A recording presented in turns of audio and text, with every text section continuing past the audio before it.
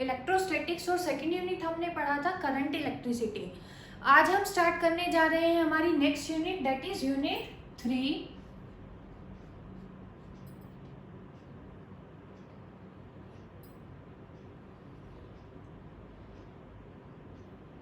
Unit 3 के अंदर जो हम फर्स्ट चैप्टर पढ़ने जा रहे हैं, क्या है हमारा first chapter? Magnetic field, magnetic field due to current. First chapter है हमारा magnetic field due to current. इसको स्टार्ट करने से पहले हम थोड़ा सा इंट्रो ले लेते हैं, बेसिक जो हमने पहले भी पढ़ा हुआ है। हमने अगले क्लासेस के अंदर क्या पढ़ा था? जब हम किसी भी मैग्नेट को, मैग्नेट के अंदर हमें पता है दो पोल्स होते हैं, एक होता है नॉर्थ पोल, दूसरा होता है साउथ पोल। हमने पढ़ा हुआ है जब किसी भी मैग्नेट को हम फ्रीली सस्पेंड करते हैं तो मैग्नेट खुद को अलाइन करता है। किस डायरेक्शन में अलाइन करता है? नॉर्थ साउथ डायरेक्शन में अलाइन करता है। तो किसी भी मैग्नेट की प्रॉपर्टी है कि जब हम उसको फ्रीली सस्पेंड करेंगे स्पेस के अंदर तो वो खुद को मोड़ लेगा, अलाइन कर लेगा किसकी तरफ? In the direction of north south. सबसे पहले जो मैग्नेटिक फील्ड से रिलेटेड एक्सपेरिमेंट किया गया था वो भी आप लोग पढ़ चुके हैं पिछली क्लासेस के अंदर। एक्सपेरिमेंट क्या था हमारा? Oersted experiment, Oersted's experiment. Oersted जो साइंटिस्ट थे, इन्होंने क्या एक्सपेरिमेंट किया था? सपोज करो हमारे पास क्या है, कोई भी कंडक्टिंग वायर। ये हमने क्या ली थी? कोई भी कंडक्टिंग वायर। जो वायर है हमारे पास उसके अंदर हमने करंट फ्लो करवाया with the help of a battery. ये तो हमने क्या लगा दी? दोनों वायर के एंड्स के अक्रॉस एक बैटरी लगाई और ये हमने क्या लगाया? एक स्विच और की। तो जैसे ही हम की को क्लोज करेंगे तो क्या होगा? वायर के अंदर करंट फ्लो करेगा। सेकेंड यूनिट के अंदर हमने पढ़ा था करंट की डायरेक्शन क्या होती है? From positive to negative. तो जैसे ही हम की को क्लोज करेंगे, वायर जो है हमारे पास, वायर को नाम दे देते हैं वायर ए बी। की को क्लोज जैसे ही करेंगे, सर्किट के अंदर करंट फ्लो होगा फ्रॉम पॉजिटिव टू नेगेटिव। तो वायर ए बी के अंदर भी करंट जाएगा from A to B. Similarly वापस से नेगेटिव एंड में कितना करंट एंटर करेगा? जितना पॉजिटिव से निकला था। तो ये हमारे पास क्या होगी? Current carrying wire A B, जिसमें हमने करंट जनरेट करवाया with the help of a battery and a key के। उसके बाद जो ऑर्स्टेड थे उन्होंने क्या किया कि यहाँ पर वायर के पास एक हमने क्या रख दिया? मैग्नेटिक कंपास रख दिया। ये क्या है हमारे पास? मैग्नेटिक नीडल और मैग्नेटिक कंपास। अब 10th क्लास के अंदर आप लोगों ने पढ़ा हुआ है कि मैग्नेटिक नीडल और मैग्नेटिक कंपास क्या होता है हमारे पास? एक ऐसा इंस्ट्रूमेंट जो क्या शो करेगा? डिफ्लेक्शन शो करेगा। कब? जब उसको कहाँ पर रखेंगे? मैग्नेटिक फील्ड के अंदर रखेंगे। तो ये जो नीडल है मैग्नेटिक फील्ड में क्या शो करता है? डिफ्लेक्शन शो करता है। अगर ऐसे रखा है तो ये खुद को क्या करेगा? अलाइन कर लेगा, डिफ्लेक्ट करेगा, डिफ्लेक्शन शो करेगा। कौन? Magnetic needle. तो जैसे ही हमने मैग्नेटिक नीडल को रखा किसके पास? करंट कैरिंग वायर के पास, ऑर्स्टेड एक्सपेरिमेंट के अंदर, तो हमें क्या ऑब्जर्वेशन मिला कि जो मैग्नेटिक नीडल है और मैग्नेटिक कंपास है उसने क्या शो किया? डिफ्लेक्शन शो किया।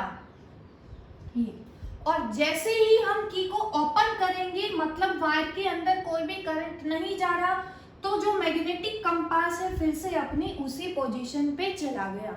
अब मैग्नेटिक कंपास की हमने प्रॉपर्टी पढ़ी थी कि हमारे पास क्या है? मैग्नेटिक नीडल और मैग्नेटिक कंपास। अगर किसी मैग्नेट को हम इसके पास लेकर जाते हैं, सपोज करो ये क्या है हमारे पास? कोई मैग्नेट जिसके दो पोल्स हैं, that is north pole and south pole. जब हम मैग्नेट को पास लेकर जाएंगे कंपास के, तो हमें पता है कि कंपास क्या शो करता है?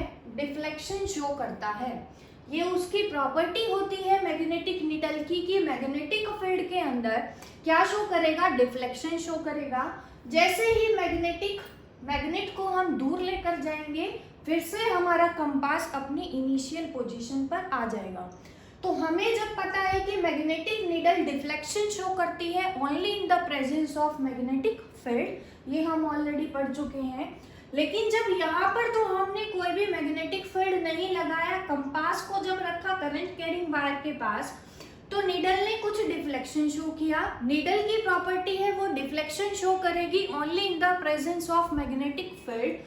तो ये जो एक्सपेरिमेंट था इसका क्या कंक्लूजन निकाला गया कि जो करंट कैरिंग वायर है हमारे पास उसकी वजह से क्या प्रोड्यूस हो रहा है, कुछ मैग्नेटिक फील्ड प्रोड्यूस हो रहा है और उस मैग्नेटिक फील्ड की वजह से कंपास क्या शो कर रहा है, डिफ्लेक्शन शो कर रहा है।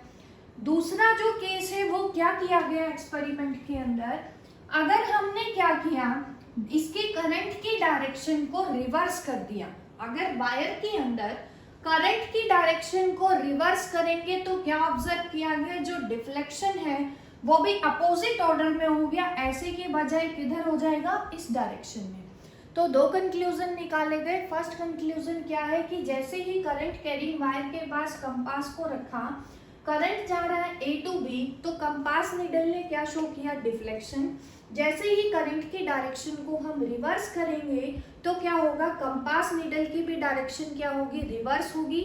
अब क्योंकि नीडल की प्रॉपर्टी होती है डिफ्लेक्ट करेगी only in the presence of magnetic field, तो एक्सपेरिमेंट का कंक्लूजन क्या था कि a current carrying wire, a current carrying wire produces some magnetic field। ये जो मैंने MF लिखा है इसका मतलब क्या है, मैग्नेटिक फील्ड। अब करंट कैरिंग वायर, एक तो करंट कैरिंग वायर की वजह से मैग्नेटिक फील्ड प्रोड्यूस हो रहा है, दूसरी टर्म्स में हम कैसे डिफाइन कर सकते हैं, करंट किसकी वजह से फ्लो करता है, ड्यू टू मूविंग चार्जेस। तो यहाँ पे दूसरा कंक्लूजन हम क्या बोल सकते हैं कि जो मूविंग चार्जेस हैं वो भी क्या प्रोड्यूस करते हैं, मैग्नेटिक फील्ड। तो सेकंड कंक्लूजन क्या निकाला, और moving charges produces magnetic field. क्यों, क्योंकि कंपास की प्रॉपर्टी होती है to show deflection only in the presence of magnetic field. अब जो यहाँ पर नई टर्म आई है हमारे पास, क्या आई है, मैग्नेटिक फील्ड आई है कि कंपास डिफ्लेक्शन शो करती है in the presence of magnetic field only. Then what do you mean by magnetic field. तो हमारा नेक्स्ट टॉपिक क्या है, magnetic field.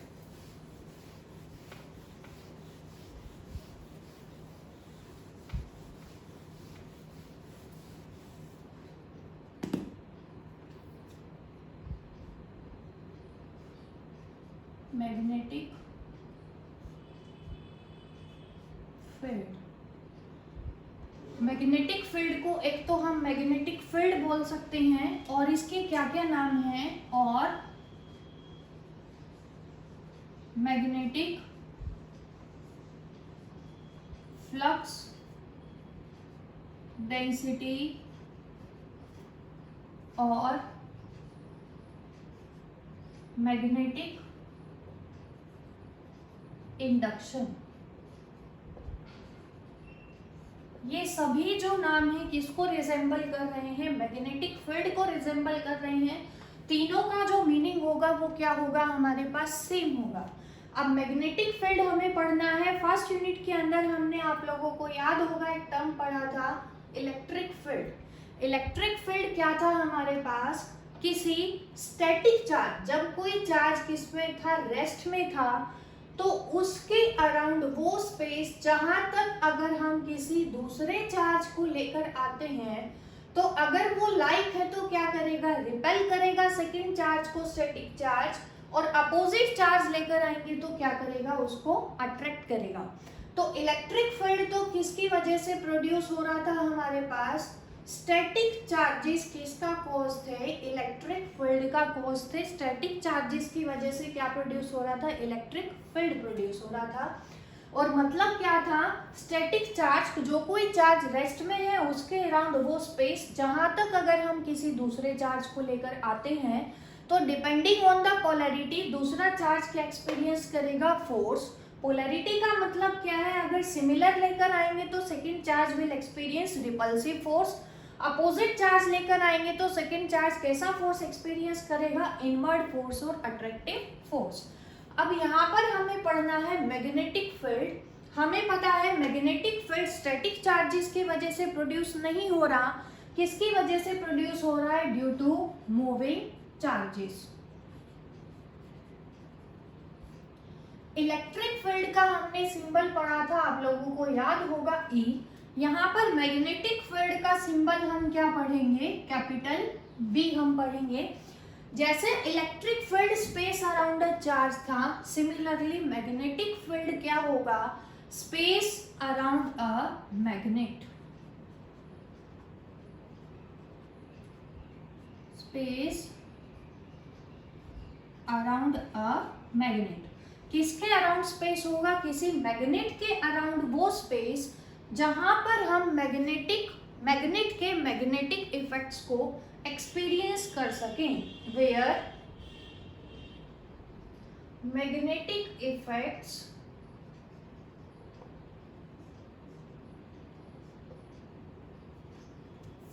Can be experienced. Magnet के अराउंड वो स्पेस जहां पर हम मैग्नेटिक इफेक्ट्स को एक्सपीरियंस कर सकें, that is called magnetic field. Symbol क्या है हमारे पास मैग्नेटिक फील्ड का? बी। अब यहाँ से हम एक और टर्म पढ़ेंगे कि जो चार्ज पार्टिकल है हमारा, हमने पढ़ा ना मूविंग चार्ज की वजह से क्या प्रोड्यूस होगा? एक मैग्नेटिक फील्ड प्रोड्यूस होगा।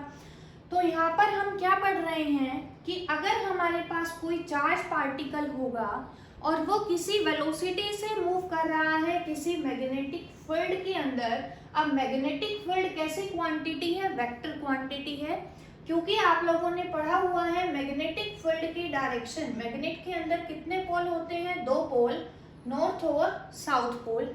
Outside the magnet magnetic field की डायरेक्शन क्या होती है? From north to south. And inside the magnet direction क्या होती है? From south to north. ये हम पढ़ चुके हैं और आगे वाले चैप्टर्स में भी हम इसको रिपीट करेंगे दोबारा। अभी आप लोग क्या ध्यान रखेंगे कि जो मैग्नेटिक फील्ड है उसकी डायरेक्शन होती है from north to south outside the magnet and from south to north inside the magnet. अब हमें क्या पढ़ना है कि अगर कोई चार्ज पार्टिकल मूव करेगा मैग्नेटिक फील्ड के अंदर तो क्या ऑब्जर्व किया गया कि जो चार्ज पार्टिकल है उसके ऊपर क्या लग रहा है? फोर्स लग रहा है, और वो फोर्स हमें निकालना है। तो क्या है हमारा next topic? Force experienced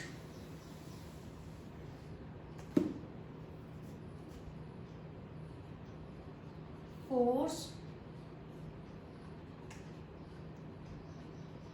experienced by a charge particle moving in magnetic field।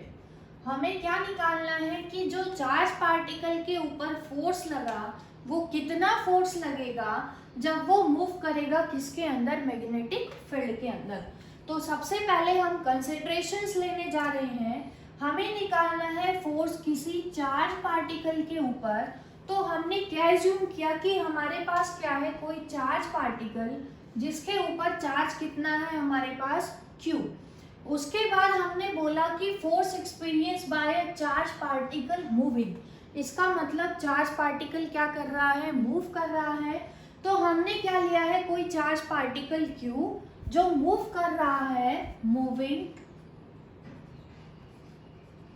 With velocity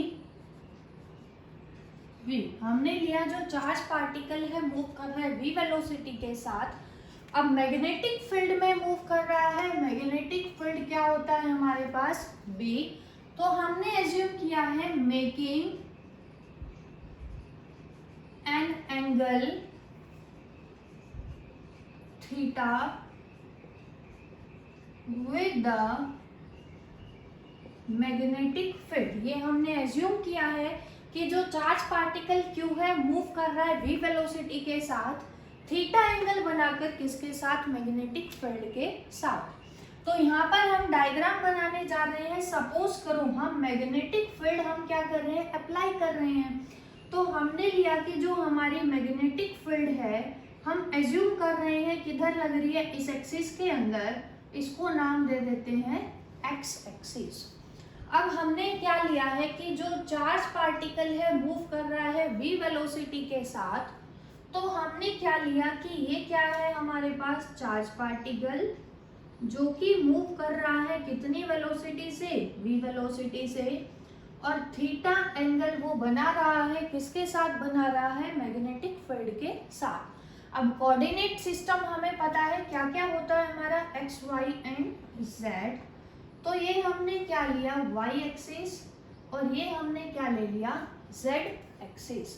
अब जो चार्ज पार्टिकल है मूव कर रहा है v वेलोसिटी के साथ, making an angle theta with the magnetic field. अब जो v है थीटा एंगल बना रहा है मैग्नेटिक फील्ड के साथ। वेक्टर रिजोल्यूशन के अंदर हमने पढ़ा था थीटा के साथ वाला कंपोनेंट क्या होगा, v cos थीटा, और इसका परपेंडिकुलर कंपोनेंट क्या होगा बच्चों, v sin थीटा।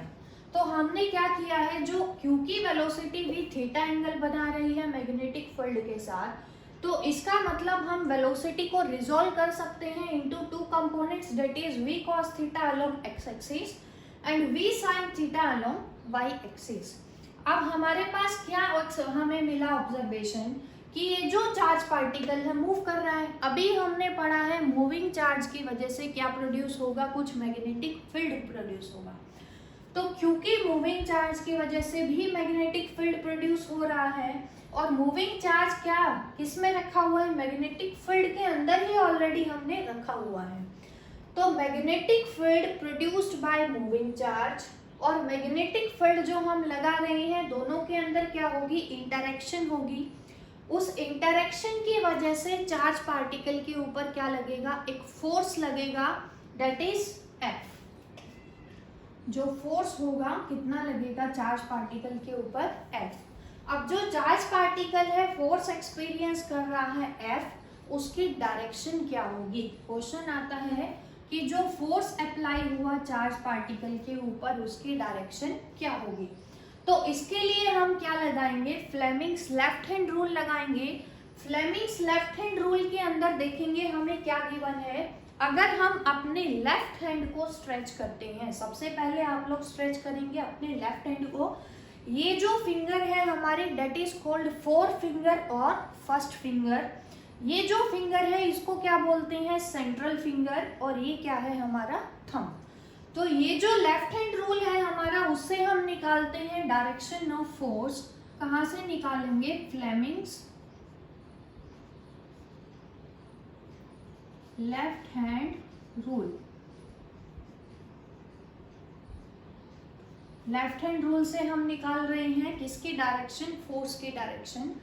तो ये क्या है, अगर हमने क्या बोला फ्लेमिंग्स लेफ्ट हैंड ने, कि अगर हम अपने फर्स्ट फिंगर और four finger, central finger and thumb को ऐसे स्ट्रेच करते हैं कि तीनों क्या हैं, एक दूसरे के म्यूचुअली परपेंडिकुलर। एक को हम क्या नाम दे देते हैं x, इसको क्या नाम दे देते हैं y एक्सिस, और इसको क्या नाम दे देते हैं z एक्सिस। ये तीनों क्या हैं, एक दूसरे के म्यूचुअली परपेंडिकुलर।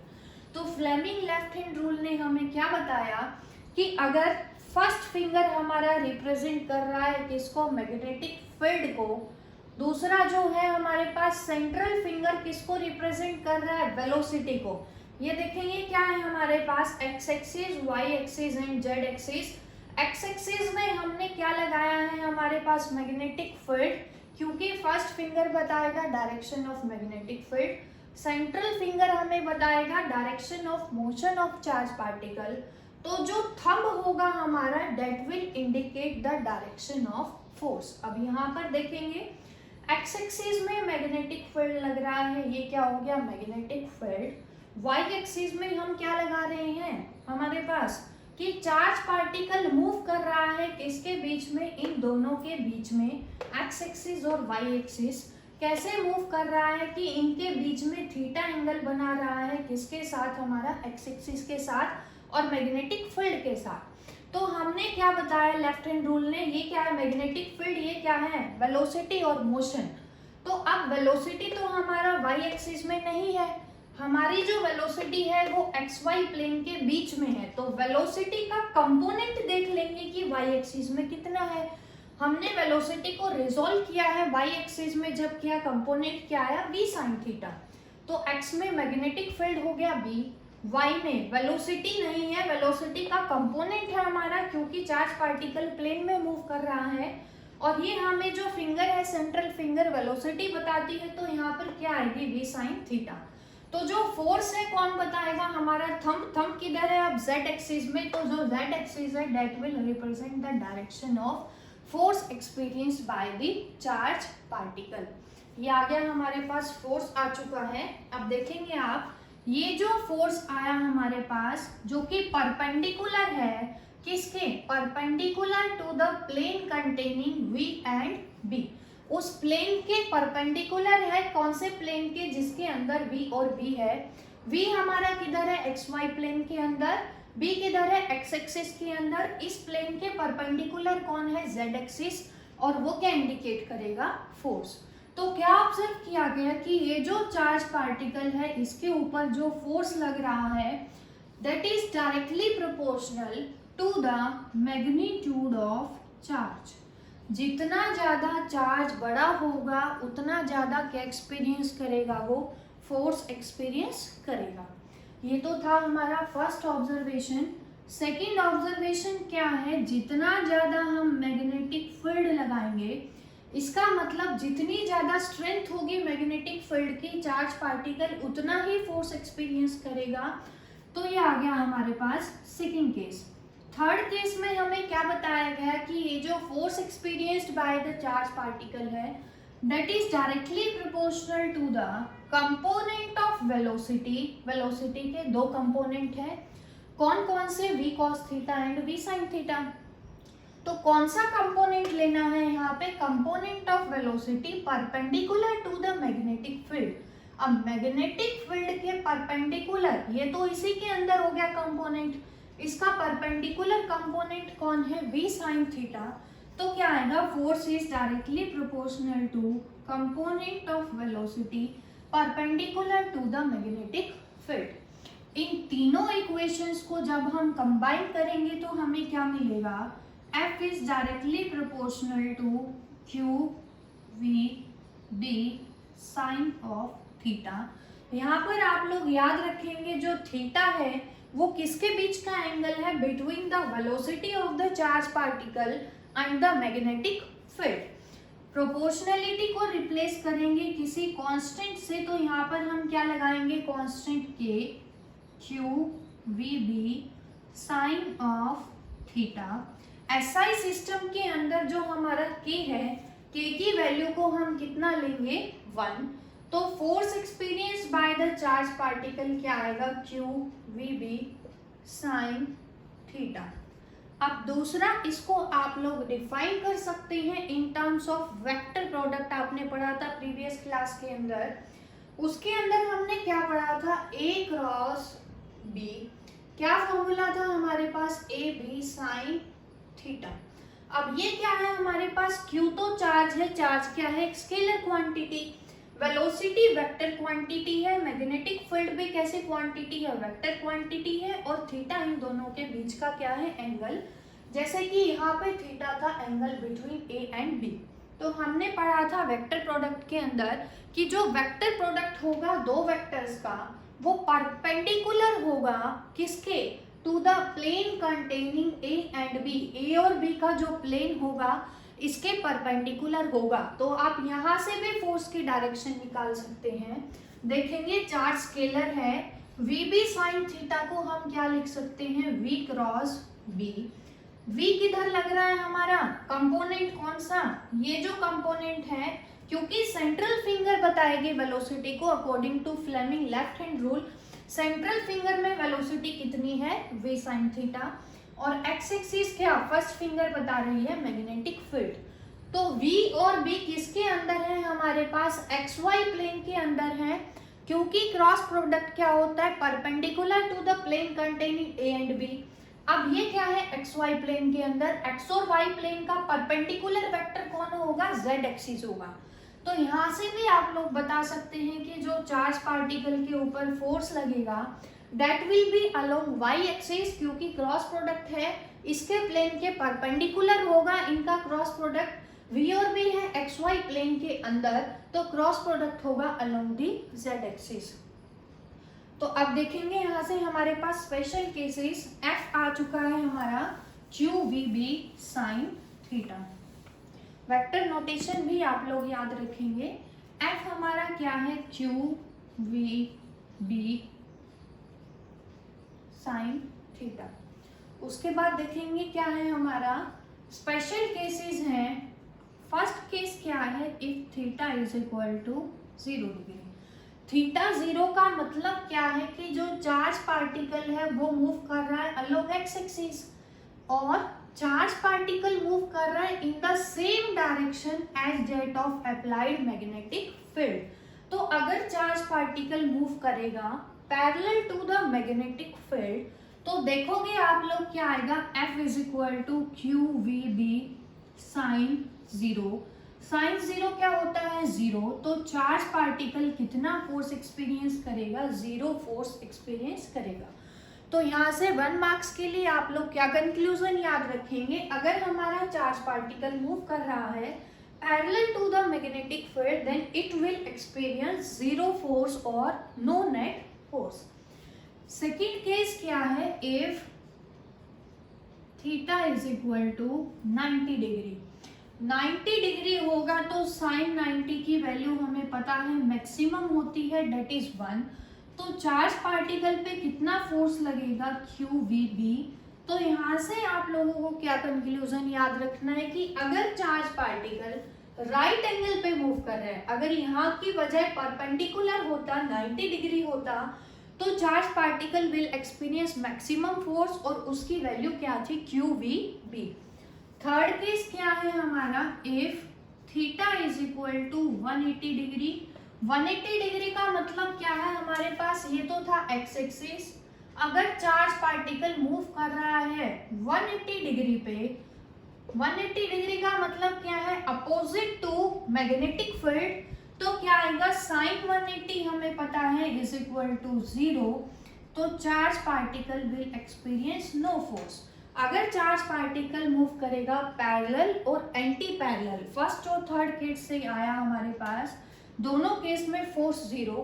फर्स्ट केस क्या था, parallel to the magnetic field, third case क्या है, opposite to the magnetic field. तो क्या आएगा, दोनों ही केस में चार्ज पार्टिकल कोई भी फोर्स एक्सपीरियंस नहीं करेगा।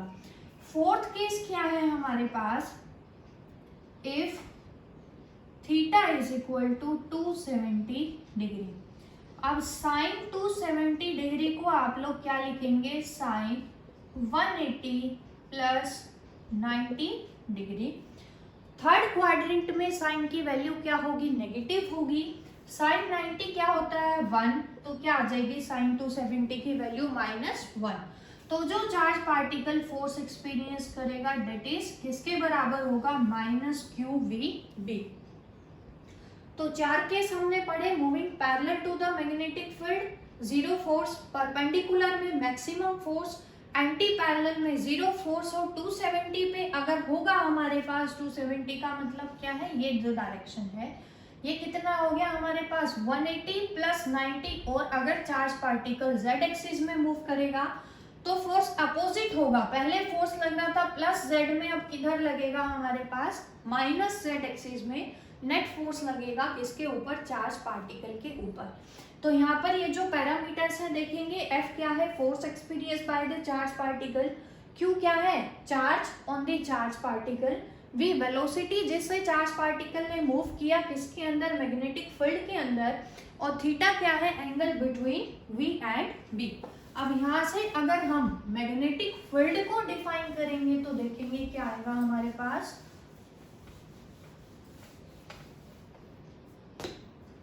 F क्या है, F is equal to QVB sine theta.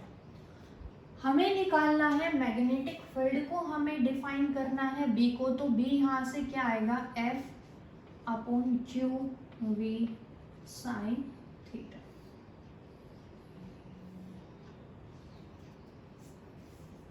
तो मैग्नेटिक फील्ड की डेफिनेशन क्या आएगी यहाँ से, magnetic field is defined as the force experienced by a charge particle Q moving with a velocity V making an angle theta with the direction of magnetic field। और अगर हम assume कर रहे हैं कि जो चार्ज पार्टिकल है हमारा उसके ऊपर चार्ज लग रहा है 1 कूलम और वो मूव कर रहा है 1 मीटर पर सेकेंड की वेलोसिटी के साथ, और थीटा क्या है हमारे पास, वेलोसिटी और मैग्नेटिक फील्ड के अंदर 90 डिग्री। इसका मतलब क्या है, velocity is perpendicular to magnetic field, क्योंकि थीटा किसके बीच का एंगल है, v और b के बीच का ही एंगल है। तो b क्या आएगा यहाँ से, f upon 1 coulomb 1 metre per second and sign 90। तो इस केस के अंदर आप लोग मैग्नेटिक फील्ड को कैसे डिफाइन करेंगे, it is equal to 1 sine 90, 1 बन जाएगा, b किसके बराबर आ जाएगा, f के बराबर।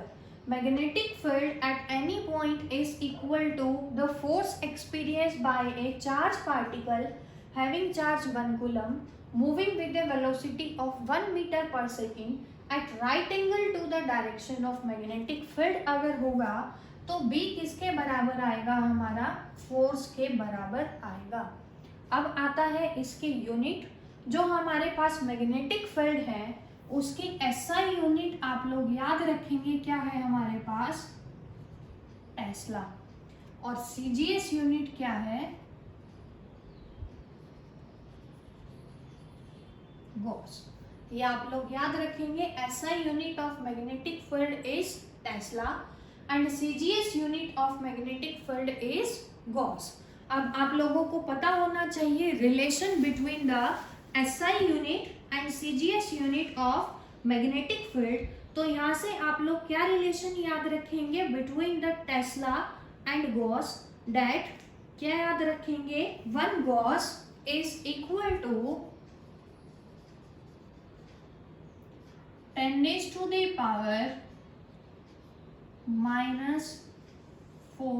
टेस्ला। या आप लोग रिलेशन याद रखेंगे between gauss and tesla, that is CGS unit and SI unit of magnetic field.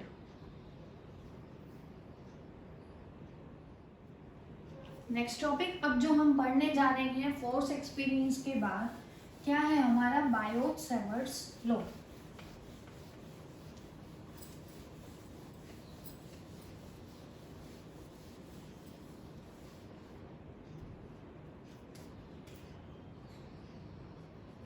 बायोट-सैवर्ट्स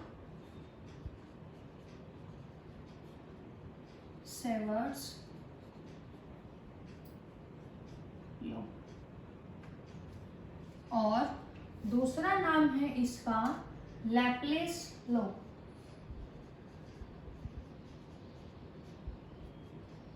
बायोट-सैवर्ट्स law से डील करने से पहले आप लोगों को एक और चीज बता देते हैं। अभी हमने पढ़ा था फ्लेमिंग्स लेफ्ट हैंड रूल, क्यों पढ़ा था, to find the direction of force experience by a charge particle, कब, जब वो मूव करेगा मैग्नेटिक फील्ड के अंदर। दूसरा है हमारे पास राइट हैंड थंब रूल, ये भी आप लोग पढ़ चुके हैं, right hand thumb rule. Right hand thumb rule ने हमें क्या बताया कि अगर हम अपने राइट हैंड के ये जो फिंगर्स हैं इनको कर्ल कर लेते हैं और थंब को स्ट्रेच करते हैं इनके परपेंडिकुलर, तो अगर हमारे पास ये जो है थंब बता रहा है डायरेक्शन ऑफ करंट किसी भी कंडक्टर के अंदर, तो जो कर्ल फिंगर्स होंगी वो हमें क्या इंडिकेट करेंगे, direction of magnetic field.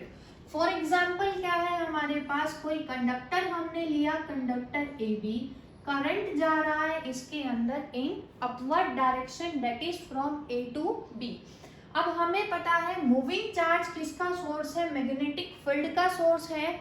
Magnetic field हमने पढ़ा था similar to electric field. Electric field के अंदर हमने क्या पढ़ा था, इलेक्ट्रिक फील्ड लाइंस, जो क्या रिप्रेजेंट करती थी, डायरेक्शन ऑफ चार्ज पार्टिकल, किसी भी पर्टिकुलर पॉइंट पे कितना फोर्स लगेगा by the charge particle. Similar to electric field lines, यहाँ पर अब हम क्या पढ़ेंगे, मैग्नेटिक फील्ड लाइंस। कौन से फॉर्मूले से निकालेंगे direction of magnetic field line, अगर हमें करंट पता है, from right hand thumb rule. Right hand thumb rule से कैसे निकालेंगे कि करंट की डायरेक्शन में किसको रखेंगे, थंब को, और जो कर्ल फिंगर्स है वो हमें क्या बताएंगे, direction of magnetic field lines.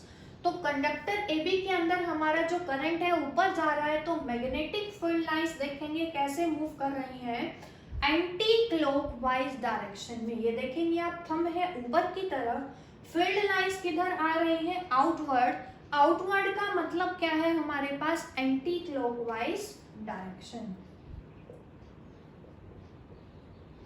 अब फील्ड लाइंस कैसी होंगी, सर्कुलर होंगी हमारे पास, और इनकी डायरेक्शन क्या होगी, एंटी क्लॉकवाइज।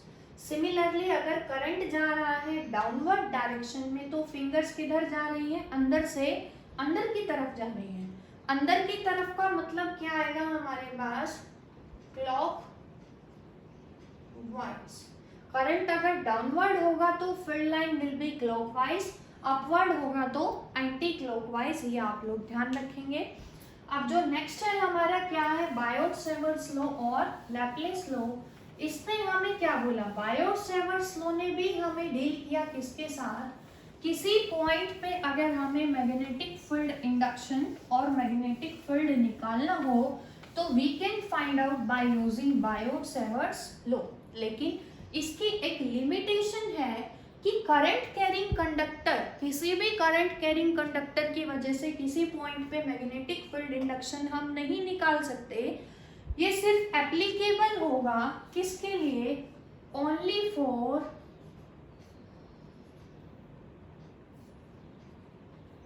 स्मॉल लेंथ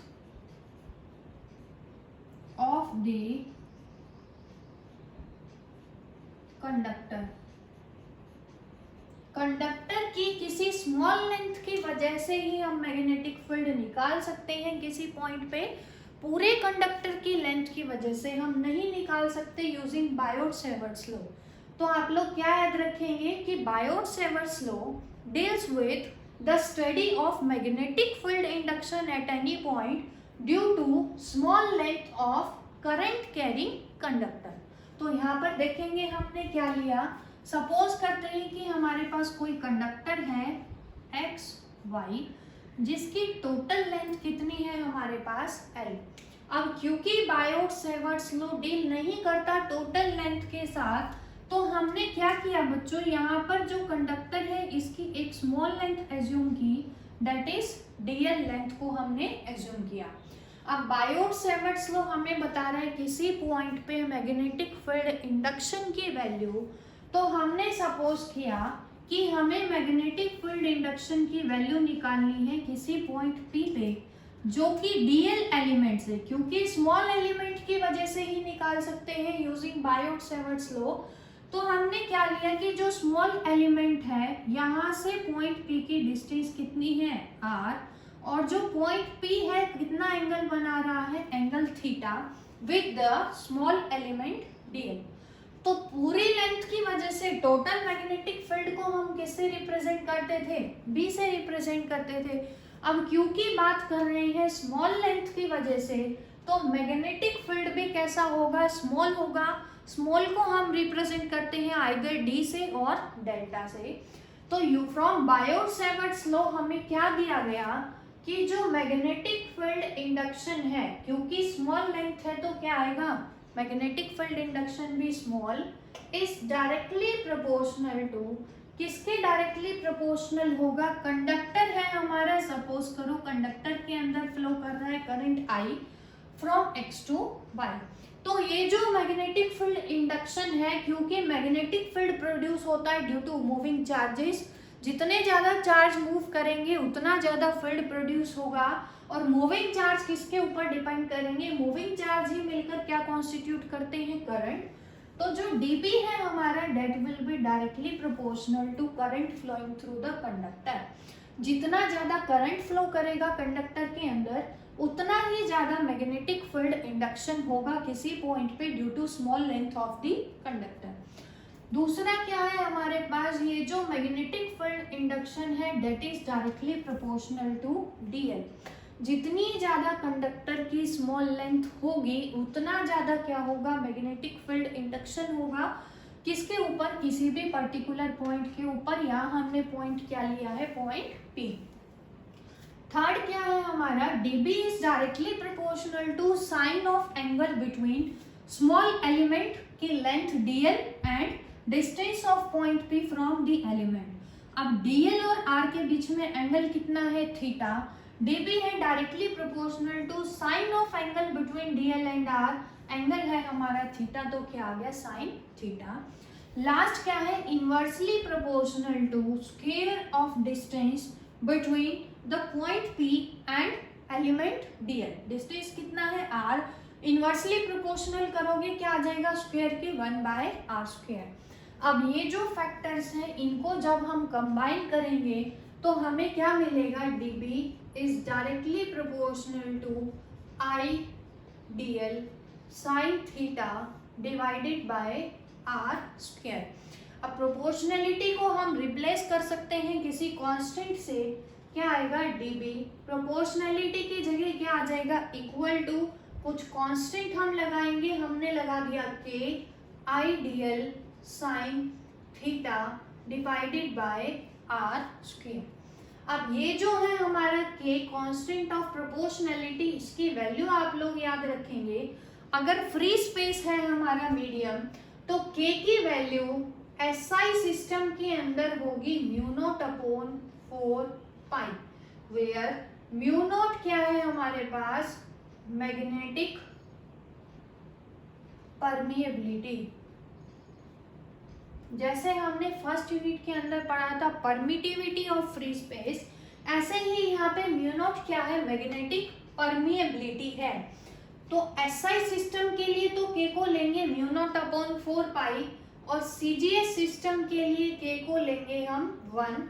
ये आप लोग याद रखेंगे। अब क्योंकि हम डील करते हैं मोस्टली SI सिस्टम के साथ, तो यहाँ पर dB की वैल्यू k पुट करने के बाद देखेंगे क्या आएगी? dB is equal to μ0/4π I dl sine theta divided by r²। ये आ गई हमारे पास वैल्यू। अब देखेंगे आप लोग क्या आएगा हमारे पास। ये आ चुका है बायो-सेवर्ट्स लॉ। अगर हम SI सिस्टम के अंदर डील कर रहे हैं, इसको आप लोग क्या लिख सकते हैं? करंट तो क्या है? एक स्केलर क्वांटिटी है। अब थीटा किसके बीच का एंगल है? Angle between dl and r। तो dl और r के बीच का एंगल है। आप लोग dB को, क्योंकि मैग्नेटिक फील्ड इंडक्शन कैसी क्वांटिटी है? वेक्टर क्वांटिटी है। वेक्टर फॉर्म में लिखेंगे तो क्या आएगा? μ0/4π I dl क्रॉस r, ऐसे लिख सकते हैं हम dl cross r bye r³। अब a क्रॉस b का फॉर्मूला होता है a b साइन थीटा। तो जब आप लोग इसको सिंप्लीफाई करेंगे क्या आएगा? dl sine theta by r³। r से r कैंसिल आउट हो जाएगा, वापिस हमें यही मिल जाएगा। तो वेक्टर फॉर्म के अंदर हम क्या लिख सकते हैं? dB is equal to μ0/4π I dl cross r divided by r³। ये फॉर्मूला है बायो-सेवर्ट्स लॉ का, किसके अंदर? In vector form. अब दूसरा आप लोगों को क्या याद रखना है कि ये जो मैग्नेटिक परमिएबिलिटी है फ्री स्पेस की, इसकी वैल्यू भी आप लोगों को याद करनी पड़ेगी। वैल्यू कितनी है इसकी? μ0 की याद रखेंगे 4π × 10⁻⁷ वेबर पर एम्पियर पर मीटर। ये किसकी यूनिट है हमारे पास? मैग्नेटिक परमिएबिलिटी की न्यूमेरिकल वैल्यू है 4 पाई इंटू 10⁻⁷ वेबर पर एम्पियर पर मीटर। अब आप लोग अर्लियर क्लासेस के अंदर पढ़ चुके हैं relation between weber and tesla. क्या रिलेशन था? 1 tesla is equal to 1 weber per metre square. अब वेबर तो है, पर मीटर स्क्वायर नहीं है हमारे पास। मीटर स्क्वायर बनाने के लिए हम क्या करेंगे? मीटर इनवर्स से मल्टीप्लाई, मीटर इनवर्स से अगर हम डिवाइड करवाते हैं तो म्यू नॉट की वैल्यू कितनी आएगी? 4 पाई इंटू 10⁻⁷ वेबर। ये क्या बन जाएगा? पर मीटर स्क्वायर। और वेबर पर मीटर स्क्वायर किसके बराबर है? Tesla per ampere. ये मीटर इनवर्स ऊपर जाएगा, क्या बन जाएगा? मीटर। तो दूसरी वैल्यू क्या याद रख सकते हैं आप लोग म्यू नॉट की? दैट इज एसआई सिस्टम के अंदर mu naught is equal to 4 pi into 10⁻⁷ tesla per ampere metre. ये क्या आ गया हमारे पास? म्यू नॉट की वैल्यू। तो यहाँ पर हमने क्या पढ़ा? बायोट-सैवर्ट्स लॉ हमने पढ़ा। बायोट-सैवर्ट्स लॉ के अंदर आप लोगों को मेन जो कंडीशन याद रखनी है वो क्या याद रखनी है कि इसकी हेल्प से हम किसी पॉइंट पे मैग्नेटिक फील्ड इंडक्शन तो निकाल सकते हैं, लेकिन पूरे कंडक्टर की वजह से ना निकाल के स्मॉल लेंथ ऑफ कंडक्टर की वजह से ही फाइंड आउट कर सकते हैं। यही इसकी लिमिटेशन है। होल लेंथ ऑफ कंडक्टर के लिए बायोट-सैवर्ट्स लॉ एप्लीकेबल नहीं है। हाँ, इसके लिए हमें क्या करना पड़ेगा? नेक्स्ट टॉपिक में बायोट-सैवर्ट्स लॉ की एप्लीकेशंस पढ़ेंगे हम, वो हम डिस्कस करेंगे अपनी अगली वीडियो में। तब तक के लिए थैंक यू।